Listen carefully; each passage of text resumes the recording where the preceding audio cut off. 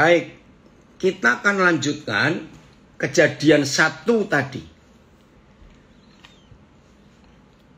Ayat 11 dan 12. Ya, kita akan melanjutkan itu.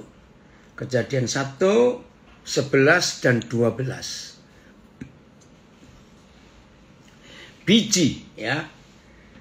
Saudara, tiap kali kita mendengar kata biji, harusnya yang muncul di benak kita adalah ditanam kembali. Betul ya?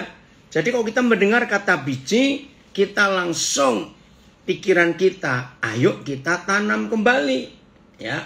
Berfirmanlah Tuhan, hendaklah tanam menumbuhkan tunas-tunas muda, tumbuh-tumbuhan yang berbiji, segala jenis pohon buah-buahan yang menghasilkan buah yang berbiji, supaya ada tumbuh-tumbuhan di bumi, dan jadilah demikian. Diulangi lagi kata biji ayat 12. Tanah itu menumbuhkan tunas-tunas muda, segala jenis tumbuh-tumbuhan yang berbiji, dan segala jenis pohon-pohonan yang menghasilkan buah yang berbiji. Biji, biji, biji. Tuhan melihat bahwa semuanya itu baik. Jadi kalau saudara mendengar kata biji, jangan lupa artinya kita harus tanam kembali. Kita harus tabur. Bayangkan kalau kita manusia diberi buah-buahan oleh Tuhan. Maaf, ini cuma intermezzo saja. Lalu dengan biji-bijinya kita makan semuanya. Maka nggak ada tumbuhan lagi di bumi ini. Tabur, tanam kembali. Nah, ayat 29-30 di pasal yang sama. Lihat bedanya. Perintah Bapa di surga Yahweh Tuhan terhadap manusia dan terhadap binatang ternyata beda. Berfirmanlah ya Tuhan, lihatlah, aku memberikan kepadamu segala tumbuh-tumbuhan yang berbiji di seluruh bumi dan segala pohon-pohonan yang buahnya berbiji. Itulah akan menjadi makananmu. Untuk manusia, Papa beri perintah makan buah-buahan, tumbuh-tumbuhan yang berbiji. Segala pohon-pohonan yang berbiji. Itu untuk kita manusia. Tapi ayat 30 lihat. Kepada segala binatang di bumi dan segala burung di udara dan segala yang merayap di bumi yang bernyawa, kuberikan segala tumbuh-tumbuhan hijau menjadi makanannya, dan jadilah demikian. Saudara tahu nggak perbedaannya? Mengapa kepada kita umat manusia Yahweh Tuhan memerintahkan kita makan buah-buahan yang berbiji, tapi kepada binatang dan segala yang ada makanannya daun-daunan hijau? Simpel sekali, sederhana jawabannya. Mereka para binatang itu nggak bisa menabur, nggak bisa menanam kembali. Hanya kita yang bisa. Maka itu Tuhan memberikan kepada kita sebuah tugas. Kalau sudah makan dagingnya, makan buahnya, bijinya jangan dimakan sekalian. Nanti nggak ada multiplikasi, nggak ada kehidupan yang berkelanjutan di bumi. Sederhana sekali.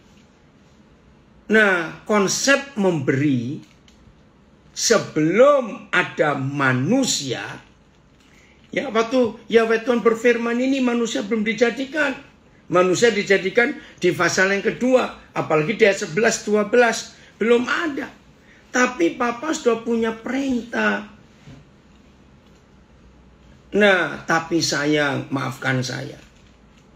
Gerejalah yang merusak konsep memberi. Kenapa? Karena motivasi memberi dari banyak khotbah-khotbah di gereja itu tidak kudus. Motivasinya ada dua yang terutama. Maaf, selalu mengancam dan nakut-nakutin. Awas tidak memberi. Apalagi soal perpuluhan. Ancamannya keras sekali.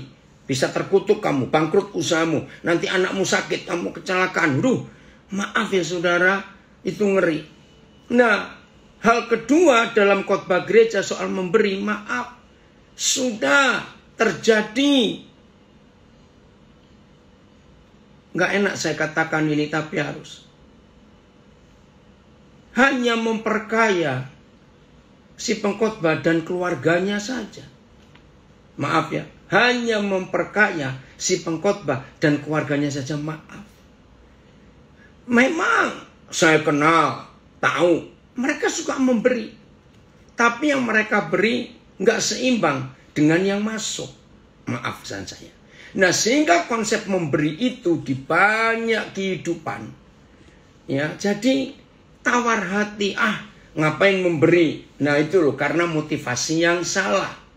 Tapi hari ini, kalau kita dapat tema dari Pak Pendeta Ramon, ayo memberi dengan sukacita. Karena ada konsep ini.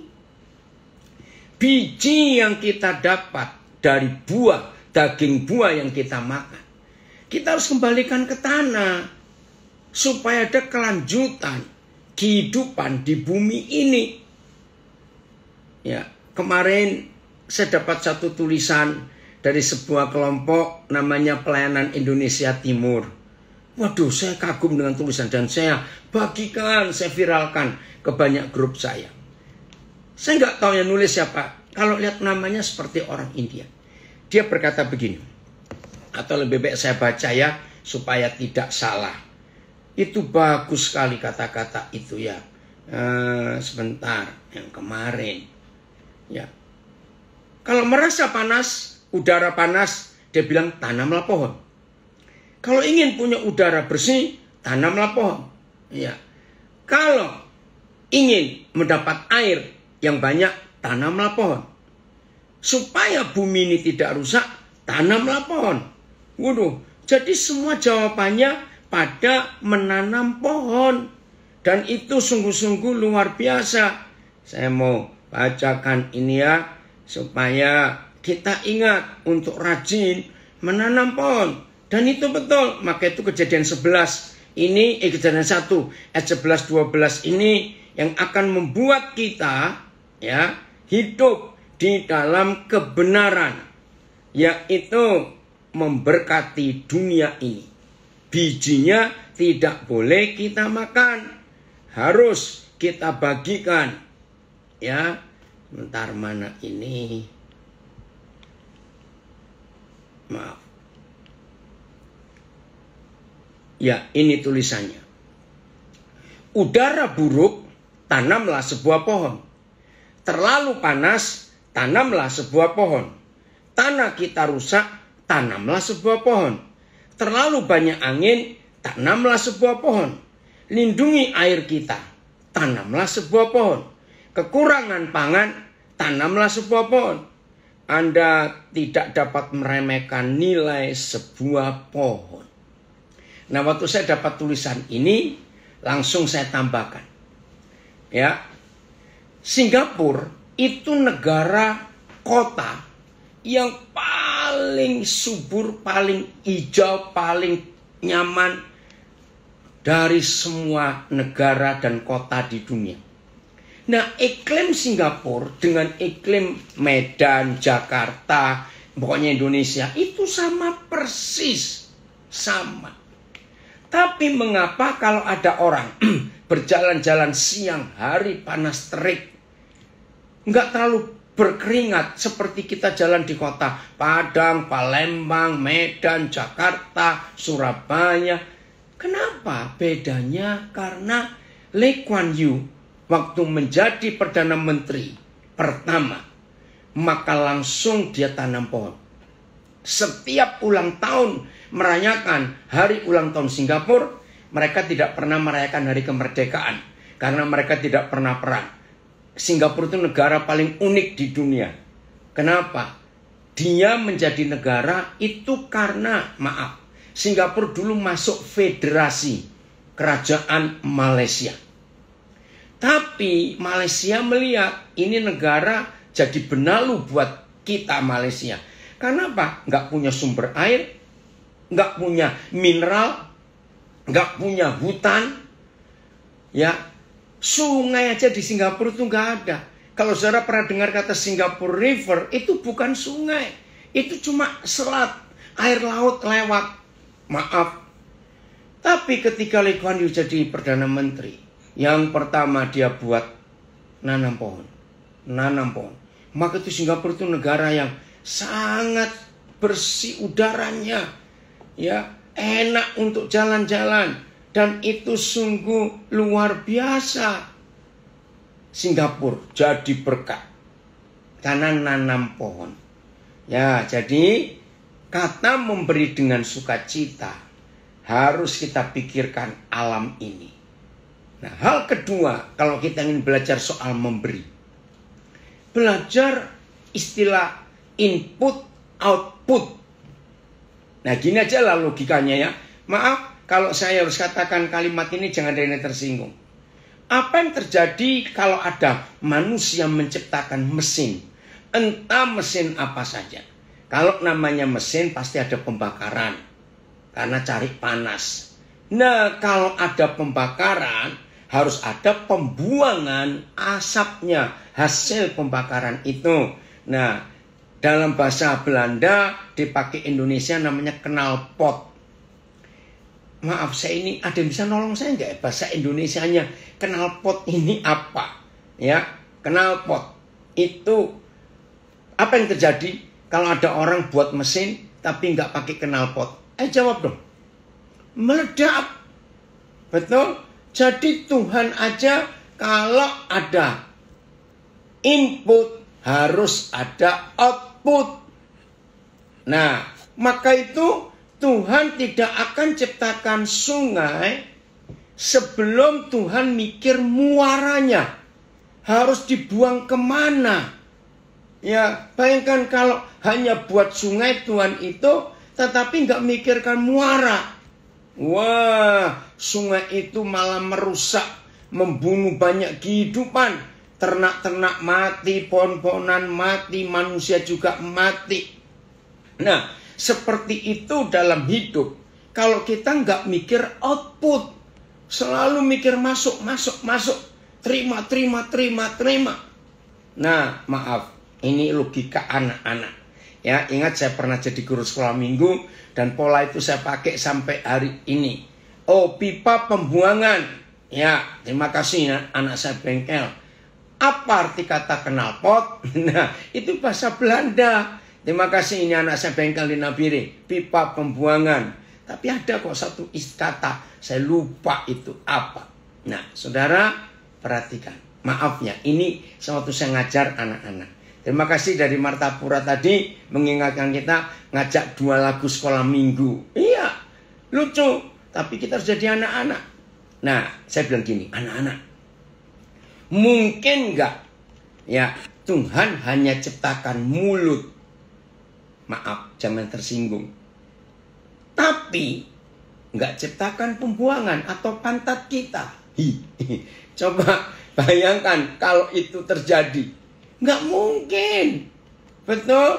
Kalau ada mulut, pasti ada pembuangan. Kalau nggak, mati kita. Oke? Ya. Oh, belum ada yang ketemu ya soal knalpot, bahasa Indonesianya apa?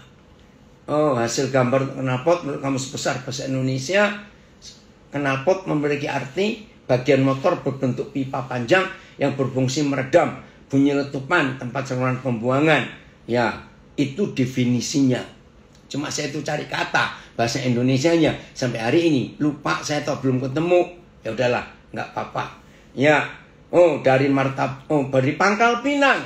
Hebat, dari LP Wanita Pangkal Pinang. Ada pintu masuk, ada pintu keluar. Tapi maaf ya warga binaan, di semua LP hanya ada pintu masuk, nggak boleh ada pintu keluar. Maaf, jangan tersinggung. Ya. Jadi harus kita belajar itu. Nah, saudara, bagi yang pelit-pelit, maaf, ya, bagi yang pelit-pelit, ya, tahu kata pelit tuh? Yang malas berbagi. Ingat, hanya terima, tapi tidak berbagi, meledak nanti. Oke, dari LPP Martapura kirim tulisan juga. Bahasa Inggrisnya muffler. Bahasa Indonesianya kira-kira cerobong. Corong asap kayak ini. Betul toh? Ya udah pokoknya begitu. Belum ada bahasa Indonesianya kali. Maaf ya. Jadi bukan definisinya. Lanjut. Jadi yang masih suka mikir, nggak usah beri, maaf. Saudara, harus kita mikir. Hidup ini harus ada pembuangannya. Nah, inilah konsep memberi dengan sukacita. Harus itu. Saya suatu kali bertemu dengan seorang yang sangat taat mengikuti pengajaran Siddhartha Gautama.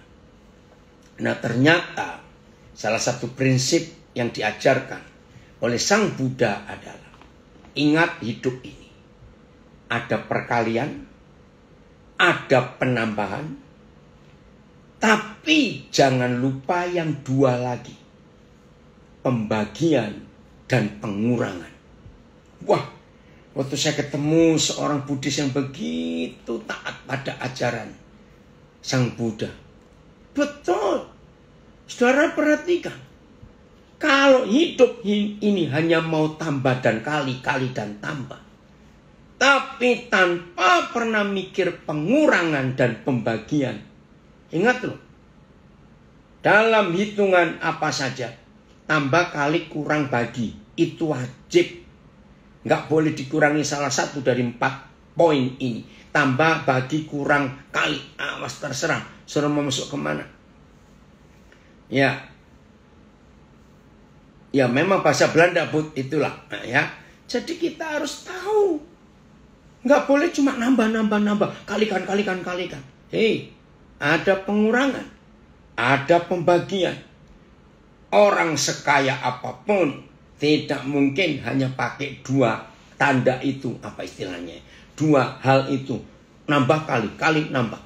Nggak bisa. Orang kaya pun, bisnis apapun harus ada sistem pembagian dan pengurangan. Maka itu ada kata CSR.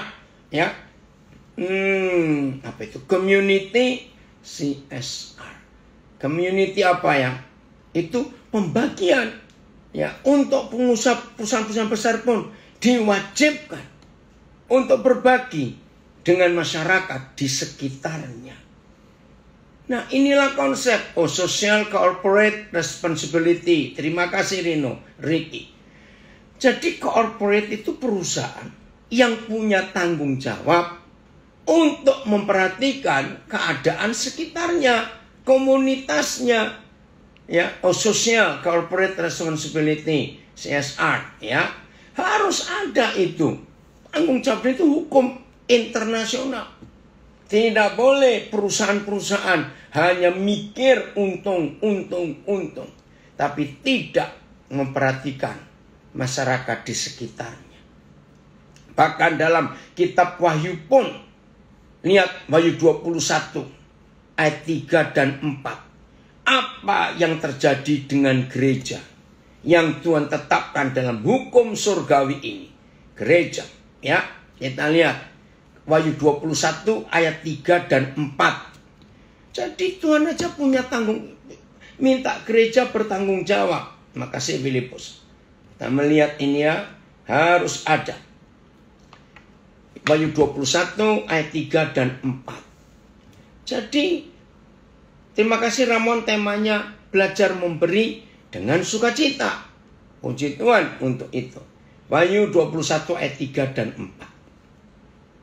Lalu aku mendengar suara yang nyaring dari takhta itu berkata, lihatlah, kemah Tuhan ada di tengah-tengah manusia, gereja, di tengah-tengah manusia. Dan Yahweh Tuhan akan tinggal bersama-sama manusia. Dan manusia akan menjadi umatnya. Dan Yahweh Tuhan akan menjadi Tuhan mereka. Wih, ini keren. Apa yang terjadi kalau gereja yang benar, gereja Tuhan yang sempurna, itu pasti ada Tuhan di tengah-tengahnya. Gereja Tuhan yang benar tidak boleh eksklusif, menarik diri dari orang banyak. Gereja Tuhan harus ada di tengah-tengah umat manusia. Nggak boleh menyendiri, nggak boleh tertutup. Ini ayat 3. Dan apa yang terjadi kalau ada gereja yang benar, itu ada Tuhan dan ada di tengah-tengah manusia, maka ayat 4. Dan Yahweh Tuhan akan menghapus segala air mata dari mata mereka. Wih, luar biasa. Dan maut tidak akan ada lagi. Tidak akan ada lagi perkabungan atau ratap tangis atau duka cita. Sebab segala sesuatu yang lama itu telah berlalu. Saya lupa tahun 70 berapa saya dapat pewahyuan 2 ayat ini. Dengarkan. Kalau saudara dan saya menyebut diri kita ini gereja Tuhan, maka salah satu hak mutlak, perhatikan, maka salah satu hak mutlak yang harus kita lakukan sebagai gereja yang ada di tengah-tengah umat manusia, dan di situ ada pencipta alam semesta yang ikut diam bersama-sama manusia. Maka hak mutlak gereja, cari orang-orang yang menangis yang ada di sekitar kita tinggal. Saya ulangi, cari orang-orang yang menangis. Maka itu ada CSR, corporate apa tadi? Saya baca dulu. Ya, corporate social responsibility. Luar biasa, ada tanggung jawab sosial. Nah, begitu saudara dan saya sebagai gereja ada di tengah-tengah manusia, cari yang menangis, lalu hapus air mata mereka, stop, hentikan tangisan mereka dengan cara mencari apa penyebab mereka nangis. Begitu kita menemukan penyebab masyarakat di sekitar kita menangis, begitu penyebabnya kita tahu, kita harus memberi sesuatu. Kita harus memberi apa yang kita punya, sehingga tangisan mereka kita hentikan, hapus air mata mereka. Wah, luar biasa. Oke, terima kasih. Ini salah satu saudara kita yang tunanetra, Adi Gunawan, nulis bagus di kolom chatting di Zoom. Terima kasih Bapak, memberi adalah membagikan apa yang kita miliki untuk memberkati atau menambahkan kekurangan dari orang lain, sehingga kekurangan tersebut dapat tertutupi. Betul. Iya Ramon, ayo hapus.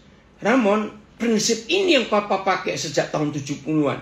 Recording stopped. Kenapa kok stop recordingnya? Recording in progress.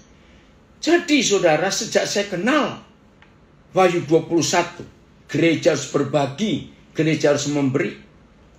Maka kemanapun saya pergi, maaf, saya juga pendeta, saya juga gembala, kemanapun saya pergi, saya tidak akan mencari tanah atau sewa ruko atau cari hotel yang ada ballroomnya lalu saya sewa. Tidak. Di semua tempat yang Tuhan bawa saya, selalu saya cari mana orang-orang menangis di sekitar sini. Lalu saya begitu ketemu, lalu saya cari apa penyebab mereka menangis. Nah, begitu ketemu, langsung saya hapus air mata mereka. Nah, itu yang Tuhan suruh saya lakukan waktu pertama kali dibawa ke Papua. Saya nggak langsung cari tanah, nggak cari gedung apa tidak. Saya keliling 11 bulan waktu itu, hanya mencari penyebab. Apa sih yang menyebabkan orang-orang Papua ini nangis? Jawabannya, oke Rebecca, salam buat papa mama ya, ini cucu saya, ini opa seneng Rebecca ikut belajar. Ternyata penyebab orang-orang Papua nangis, tanah mereka itu kaya, tetapi mereka nggak bisa mengolah tanahnya sendiri. Maka itu untuk Papua tepat kalimat peribahasa Indonesia. Induk ayam mati di lumbung padi. Bayangkan, tanah mereka kaya, mereka nggak bisa mengolah. Akhirnya Papa di surga tahu, meminta kami untuk mendirikan sekolah yang terbaik untuk mereka, supaya mereka bisa mengolah tanahnya sendiri. Walaupun saya berjalan 27 tahun kami buat itu, tapi masih belum bisa menjawab semuanya karena memang berat sekali beban itu. Saya baca The Message. Ya, I heard a voice thunder from the throne. Look, look, God has moved into the neighborhood. Wih, Tuhan pindah ke antara manusia. Luar biasa. Making his home. Membuat rumahnya with man, dengan manusia, pria dan wanita. There are his people. Mereka itu milik Tuhan. He is their God. Dan Tuhan itu Tuhan mereka. Ayat 4. He will wipe every tear from their eyes. Hapus air matanya. Death is gone for good. Wow. Kematian pergi untuk selama-lamanya. Tears gone. Air mata juga lenyap. Crying gone. Orang nangis juga hilang. Pain gone. Yang rasa sakit juga hilang. Wow. All the first order of things gone. Maka semua hal-hal yang lama hilang juga. Saudara, ini yang Tuhan mau kita lakukan sebagai gereja. Terima kasih komen dari Surabaya. Cari mereka yang menangis. Hapus air mata mereka. Hidup ini menjadi jawaban buat mereka. Betul. Jadi jawaban. Untuk menjadi berkat. Nah, untuk bisa semua ini terjadi, ternyata hanya perlu satu sikap. Hanya perlu satu kata. Perhatikan, apa itu? Cukup. Catat. Semua ini bisa terjadi. Gereja bisa berfungsi sebagaimana mestinya. Gereja bisa menjadi jawaban buat sekitarnya. Gereja bisa menjadi rumah Tuhan di dunia. Kalau saudara dan saya bisa berkata cukup dan memiliki rasa cukup. Kata cukup itu sakti, saudara. Kalau semua kita bisa berkata cukup, maka nggak ada dosa di hidup kita. Air masih enak.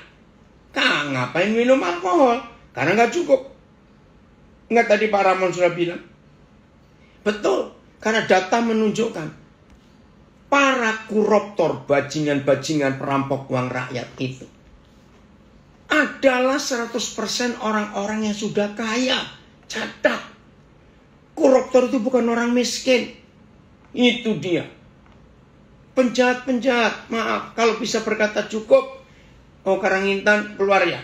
Kalau orang bisa berkata cukup, nggak ada kejahatan, nggak ada pencuri, nggak ada maling, nggak ada apa-apa di dunia ini.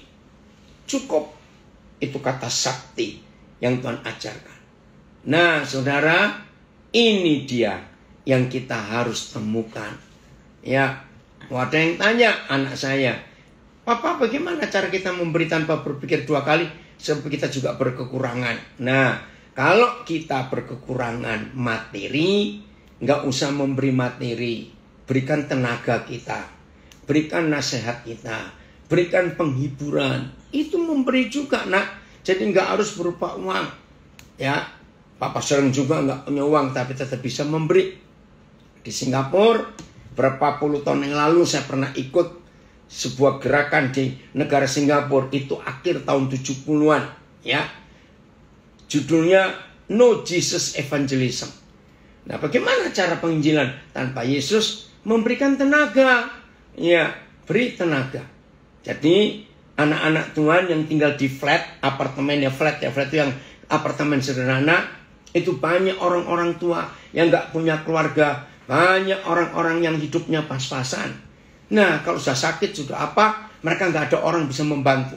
Lalu anak-anak Tuhan ini menulis ya sebuah kertas dan disebarkan. Siapa perlu untuk belanjakan sesuatu, hubungi nomor ini, nomor telepon, dan saya di apartemen nomor sekian, lantai sekian. Siapa yang perlu untuk menyucikan baju, ya karena orang tua-tua nggak bisa. Siapa yang perlu bersihkan rumah, nyapu, ngepel. Wih, mereka lakukan itu. Juga siapa yang punya binatang peliharaan, seperti kucing, atau ikan dalam akuarium, atau anjing, tapi nggak ada yang ngurus karena mau pergi ke luar negeri. Singapura nggak ada kata keluar kota ya. Waduh saudara, ketika program No Jesus Evangelism itu dilakukan, gereja Singapura panen jiwa. Sederhana sekali. Ya itu contohnya ya, Jadi kamu bisa memberi tidak harus berupa materi. Itu dia. Nah, ayo hari ini kita melakukan itu. Nah, kalau kita bisa berkata cukup, pasti nggak ada rasa pelit, rasa tamak. Karena rasa cukup itu semuanya itu. Ya, oke, diterus lagi ya Ricky. Ya, jadi kita belum ketemu bahasa Indonesianya. Lanjut. Satu kali saudara, ini kembali masa anak-anak saya jadi guru sekolah minggu. Menarik sekali. Bagaimana cara mengajar anak-anak bisa berbagi kepada teman-temannya. Ya. Nah, saudara, ayo kita jawab. Ayo jawab pertanyaan ini. Antara binatang dan manusia. Ayo. Siapa yang pelit dan siapa yang murah hati? Pertanyaannya banyak tapi jawabannya satu. Antara manusia dengan binatang, siapa yang suka memberi dan yang pelit? Antara manusia dengan binatang, siapa lebih peduli pada lingkungannya, pada orang-orang di sekitarnya? Antara binatang dengan kita, manusia. Jawabannya satu. Ternyata binatang itu lebih tidak pelit, lebih murah hati, lebih suka berbagi daripada kita manusia. Nah, saya tanya, kok bisa ya binatang itu? Wah, ini waktu diskusi dengan anak-anak, menarik sekali. Iya, ada yang komen sampai hidupnya aja dijadikan sate. Oke, dengerin. Ternyata sederhana sekali. Mengapa binatang itu jauh lebih murah hati daripada kita manusia? Mengapa binatang lebih suka berbagi daripada kita? Dan sebagainya. Ternyata jawabannya cuma satu.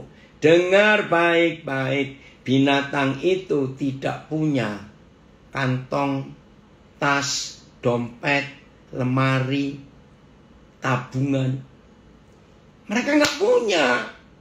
Maka itu begitu mereka sudah kenyang dan makanan di sekitarnya masih ada, ayo mikir, mau disimpan di mana, mau dibungkus pakai apa, terus bawanya bagaimana. Coba kalau kita manusia, Martapura keluarnya, coba kita manusia ini dikasih makan, bawa kantong lagi, bahkan ada yang bawa Tupperware, maafkan saya. Bayangkan, binatang gak begitu.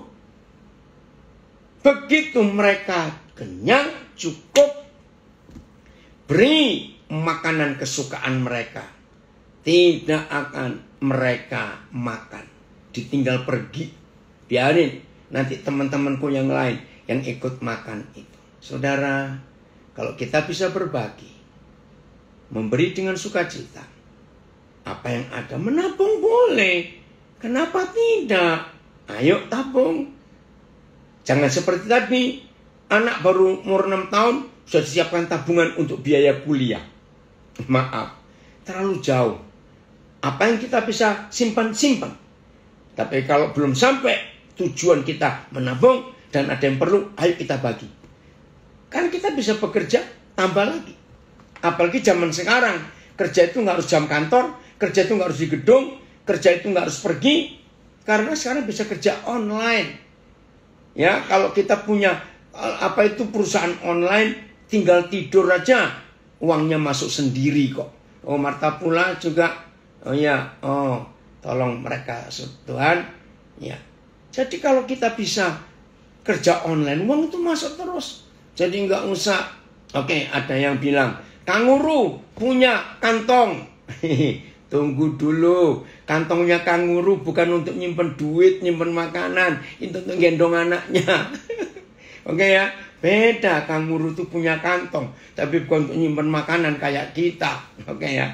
Nah, inilah Tuhan yang ingin dikenal oleh banyak orang. Ayat terakhir, 2 Korintus 8.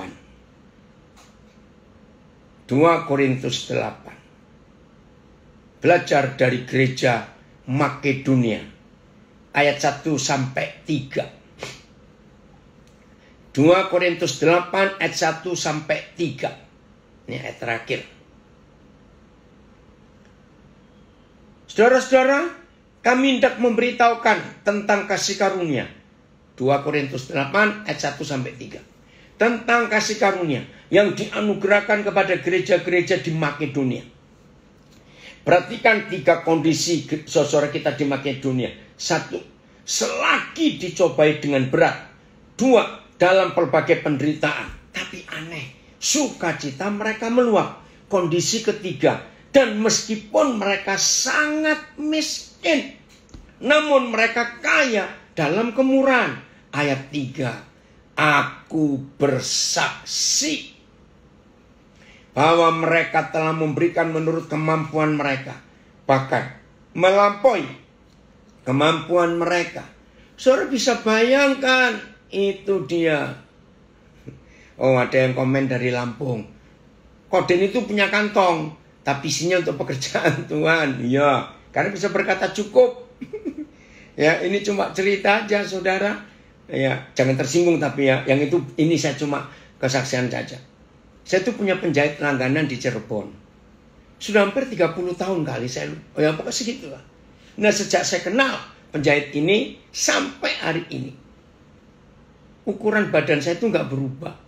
Jadi kalau saya punya bahan, baik celana maupun kain baju, saya tinggal kirim saja.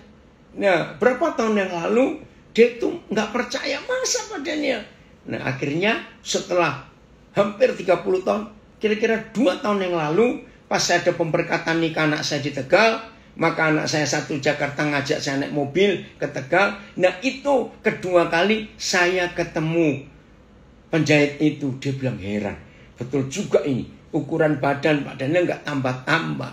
Itulah satu fakta. Karena saya bisa berkata cukup. Maka itu, ayo kita berkata cukup supaya kita bisa berbagi. Nah, lihat 3 kondisi gereja Makedonia. Dicobai dengan berat, dalam berbagai penderitaan, sangat miskin. Anak saya pernah ngajari saya. Kayak saya tanya, apa sih bedanya miskin dan sangat miskin? Jawabannya keren. Miskin itu nggak punya apa-apa. Kalau sangat miskin, apa-apa tidak punya. Bayangkan dalam kondisi apa-apa nggak punya, tetap bisa berbagi. You can? Ini anak saya dari Nias yang tanya, itu caranya berbagi. Puji Tuhan, ayo kita memberi dengan sukacita. Bukan untuk kita diberkati, bukan untuk dapat balik, enggak. Saudara, maaf, semua orang yang kenal saya tahu, saya suka memberi. Tapi enggak mikir saya untuk dapat sesuatu. Woi, Endra, senang sekali Papa kamu gabung. Salam ya buat saudara di PD Tulus. Tadi Papa juga lihat yang dari Vikul hadir. Oke? Ayo kita jadi manusia yang bisa berkata cukup, tabur kembali yang bukan makanan kita. Dalam nama Yesus semua kita jadi berkat. Amin dan diberkati.